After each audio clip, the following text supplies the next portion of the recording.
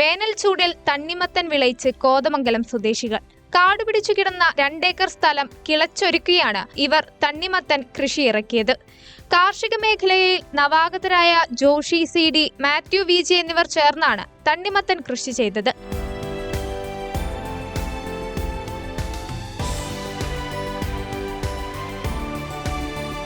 മലയിൻകീഴിനു സമീപം 2 ഏക്കർ പാടത്താണ് മഞ്ഞ ചുവപ്പ് നിറത്തിലുള്ള കിരൺ തണ്ണിമത്തൻ ഇവർ കൃഷി ചെയ്തത്. മറ്റ് തൊഴിൽ മേഖലകളിൽ പ്രവർത്തിച്ചിരുന്ന ജോഷിയും മാത്യുവും ആദ്യമായാണ് തണ്ണിമത്തൻ കൃഷി പരീക്ഷിച്ചത്.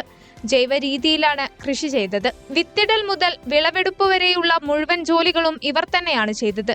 മലയിൻകീഴ് ബൈപ്പാസ് റോഡിൽ പ്രത്യേകം തയ്യാറാക്കിയ സ്റ്റാൾ വഴിയാണ് തണ്ണിമത്തനുകൾ വിറ്റഴിക്കുന്നത്.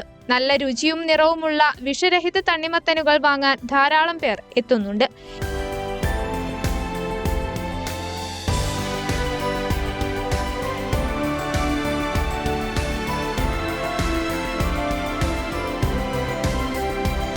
കൃഷിയുമായി മുന്നോട്ടു പോകുമെന്നും പച്ചക്കറി, വാഴ തുടങ്ങിയ കൃഷി ചെയ്യാനാണ് തുടർന്ന് ഉദ്ദേശിക്കുന്നതെന്നും കർഷകനായ ജോഷി പറഞ്ഞു. സമീപകാലത്താണ് ഞങ്ങൾ ഈ കൃഷി മേഖലയിലേക്ക് കടന്നു വരുന്നത്. ഈ പാടത്ത് ഞങ്ങൾ തണ്ണിമത്തൻ കൃഷി ചെയ്ത് തീർത്തും ജൈവ രീതിയിലാണ് കൃഷി ചെയ്തിരിക്കുന്നത്. അതായത് കീടനാശിനികളോ രാസവളങ്ങളോ ഉപയോഗിക്കാതെ പൂർണ്ണമായും വിഷരഹിതമായിട്ടാണ് ഈ തണ്ണിമത്തൻ ഇവിടെ ഞങ്ങൾ ഉൽപ്പാദിപ്പിച്ചിരിക്കുന്നത്. ദൈവകൃപയാൽ തരക്കേടില്ലാത്ത വിളവ് ഞങ്ങൾക്ക് ലഭിച്ചു.